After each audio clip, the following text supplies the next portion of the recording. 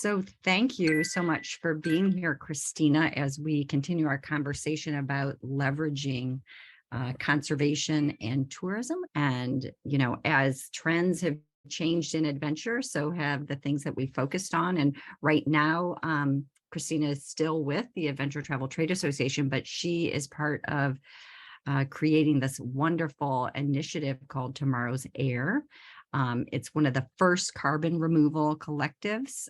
They educate, inspire, and unite travel for carbon removal and permanent storage. So I've learned so much from her about that.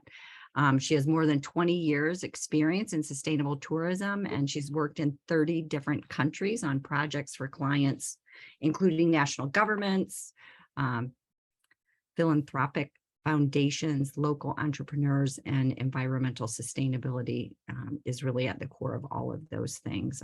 She's certainly a frequent speaker, and we're lucky to have her here in class today.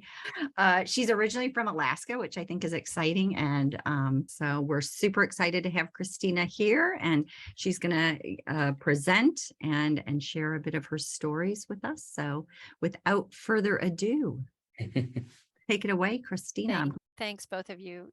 I was putting this presentation together, so it is titled Tourism as a Vehicle for Social and Environmental Activism. And I was thinking about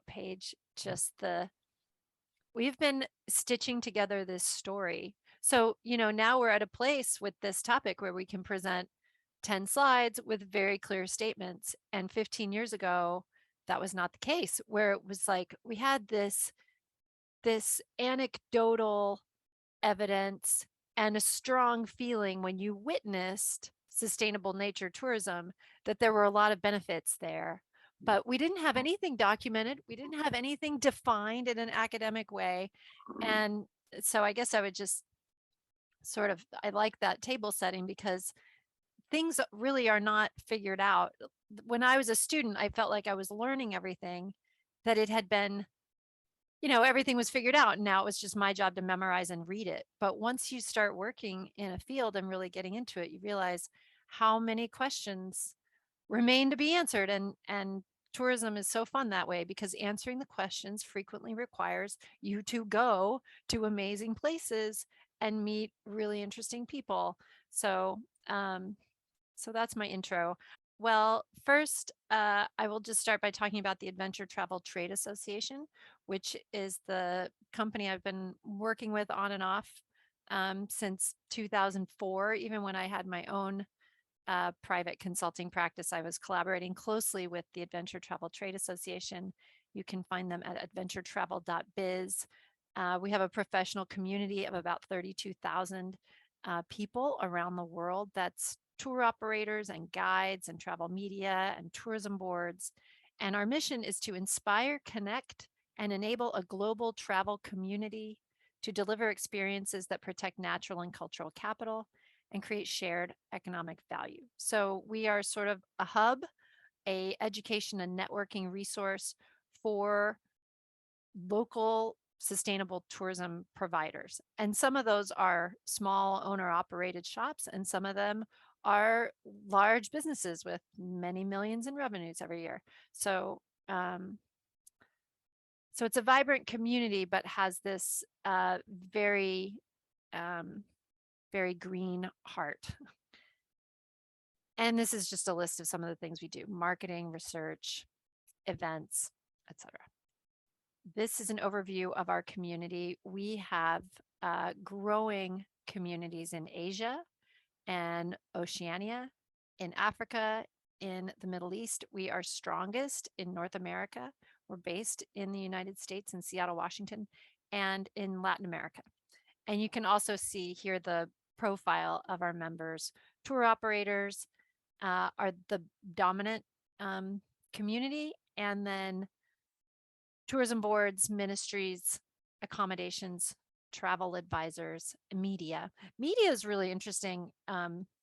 Has so much power in the mix when you think about tourism and its use for environmental and social causes, and that is the message is carried forth by the people who write about it. And we have learned the importance of educating and inspiring media just as much as, if not more so than what the programming looks like for people who are experiencing a trip, for travelers. So storytelling, I also, I'm flagging that because that's really an easy entry point for um, for anyone who can write and tell a story. Think about what you're looking at. It's not just I went there and it was amazing and look at the great food I ate, but the undercurrent of who's benefiting, who's not benefiting, how are those benefits coming across? Is it financial? Is it experience? Is it networking? This is the definition of adventure travel, which I have to include because Dr. Paige Varon has spearheaded this research. The first study, which was published in 2005, and then published in 2006, and then our most recent work in 2018, we define adventure travel as the intersection of nature, culture, and physical activity. And at the heart of it is sort of how these things all come together, that overall experience, situated in a context of impact. What are the impacts? What are, like we're talking about here, what are the benefits? And then how travelers experience adventure travel. A lot of them are blatantly seeking transformation or some kind of awakening. People are taking adventure travel trips to challenge themselves, expand their worldview. So this is if you were just thinking of adventure travel and the Adventure Travel Trade Association, maybe as an organization that promotes bungee jumping, you can sort of have a broader view. It's very much focused on the benefits and on having these, very connected, authentic experiences in different places. So now I'm just going to offer a few cases. I have a few examples here about how our kind of tourism supports conservation and climate and accessibility. And I think I have another one on local benefits revenues. So here's an example in the Pafuri camp. This is in the northern part of Kruger National Park, the Makuleki Ecotourism Project. This is a great project that has won a lot of awards. I've got the screenshot here. They were the Equator Prize winner one year. They employ 15,000 residents. The community here has mobilized an anti-poaching force, which has then led to the recovery of both herbivore and predator wildlife populations. So the conservation efforts then, of course, also improve the quality of the tourism experience, and it becomes this very virtuous cycle.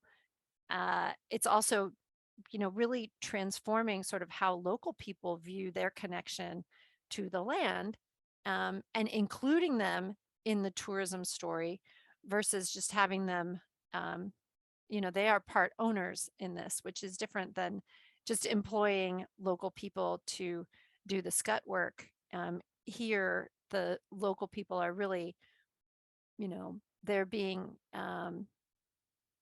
they're part of every piece of this story, and they see it as a business and a industry area they can develop and benefit from. So that's one example to look up. I also wanted to bring up, so in the previous example, that's not charity. That is like a business that educates and employs people. The Adventure Travel Conservation Fund is another way that adventure travel is funding conservation efforts. This is, you can go to adventuretravelconservationfund.org and you can see the range of community projects that they're funding around the world.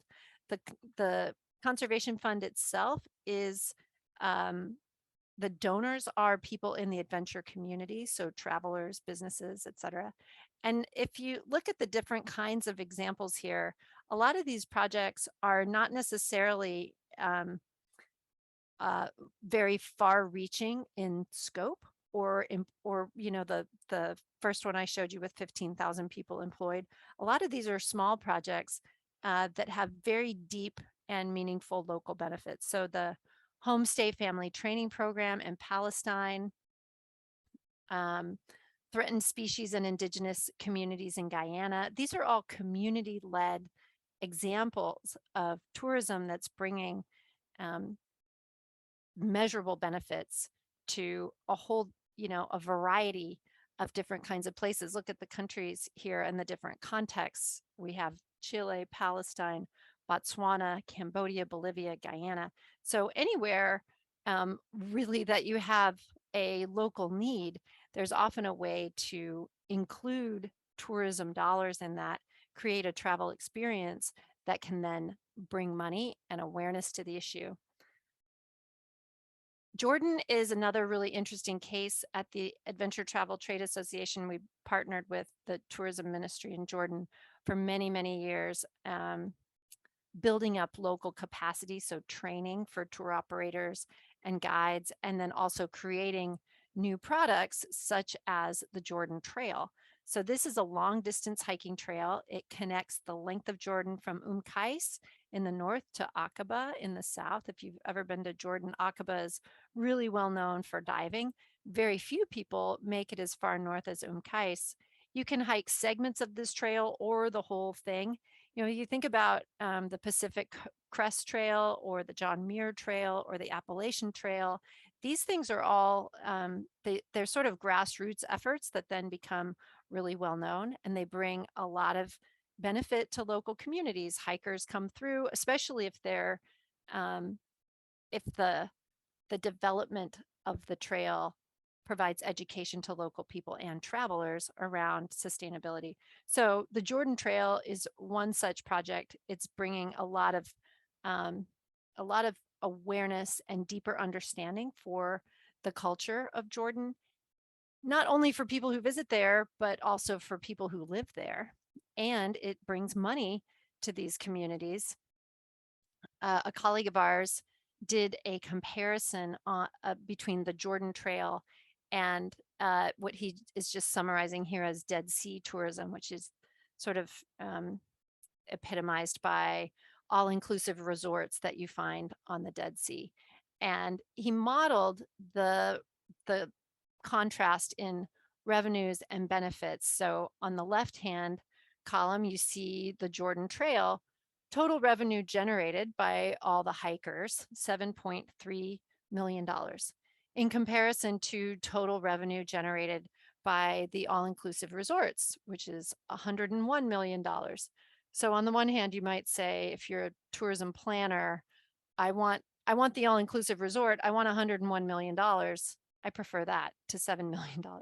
However, when you look a little deeper, you can see that the Jordan Trail is leaving 65% of those revenues with people in the local economy versus the large resorts. And I'm not a resort hater. I'm really not. I enjoy them just as much as the next guy. But if you think about how those companies are owned and managed, much less of that money remains in the local economy. So in this case, 14%. So of that $101 million, 14% of it is staying in Jordan.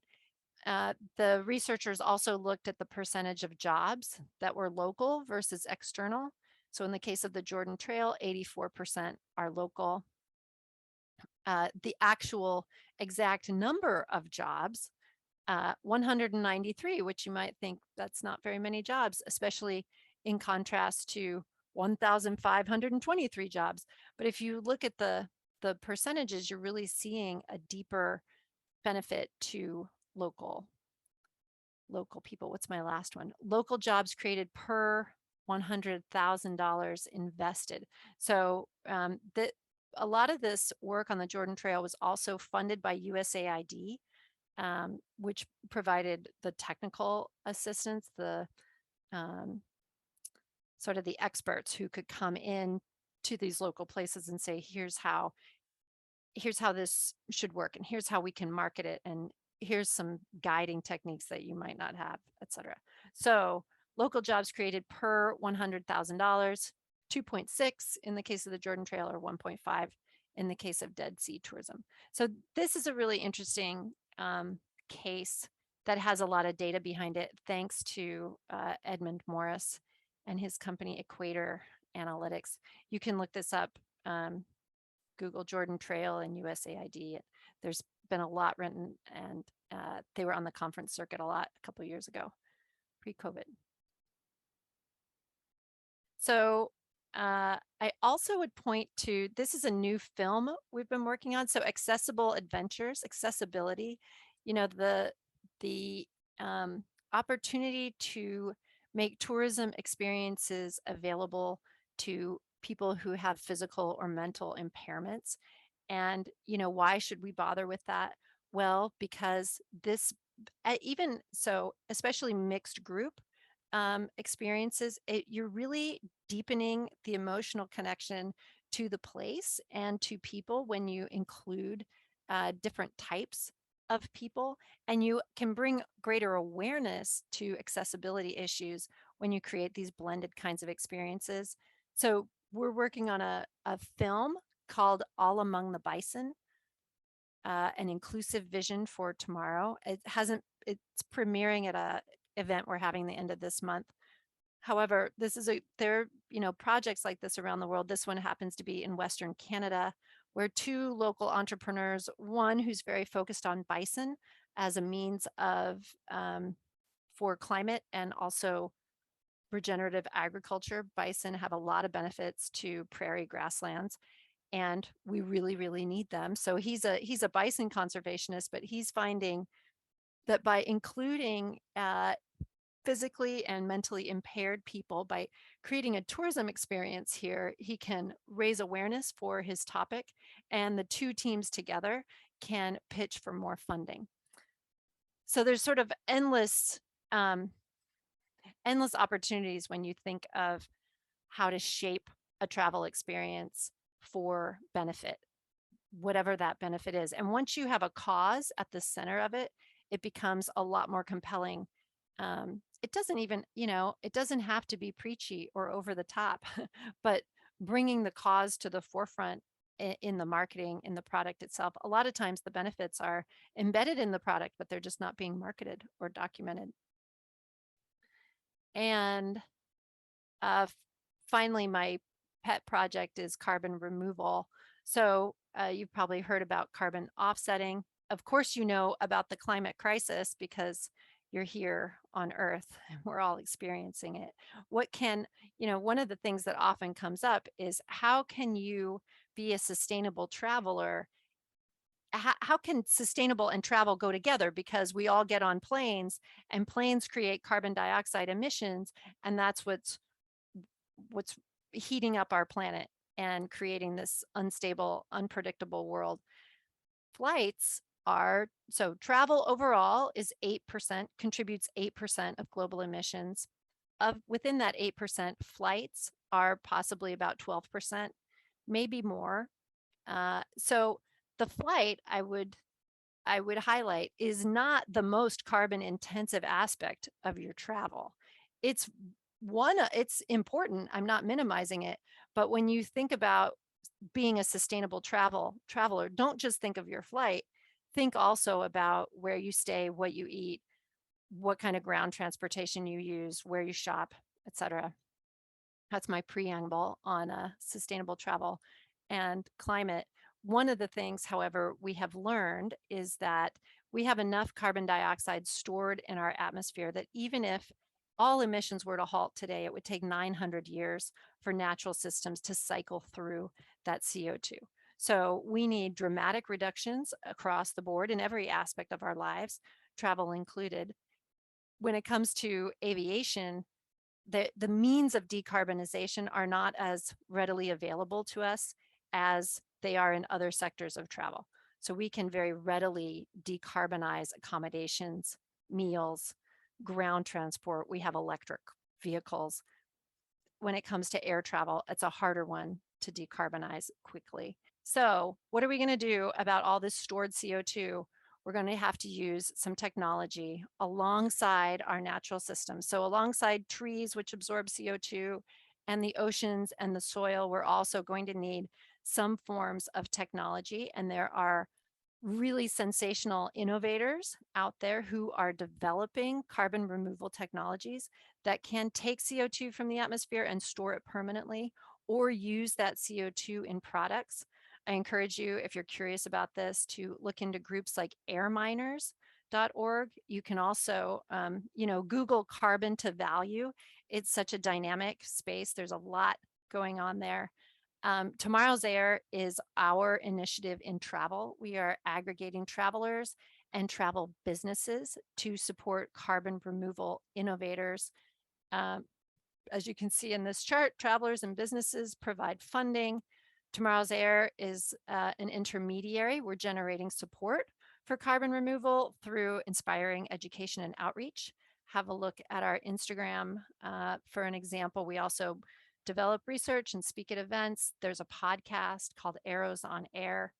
We vet carbon removal suppliers and we facilitate purchases. So individuals and businesses can support carbon removal innovators with direct purchases. One of our first supplier, carbon removal supplier, is a direct air capture company based in Switzerland called Climbworks. You may have heard of them. They're kind of the darling in the carbon removal tech space right now, one of the darlings. I could go into the technology, should I? Briefly. Carbon collectors suck CO2 from the atmosphere, from the ambient air, not from a smokestack or a flue stream. That CO2 is then injected underground in Iceland in basaltic rock formations where it mineralizes within 2 years. So that is tomorrow's air. And also, I think a great example of how tourism can sort of be at the forefront of a complex environmental issue. Well, we are so grateful that you are here, Christina. Thank you for Thank joining you. us.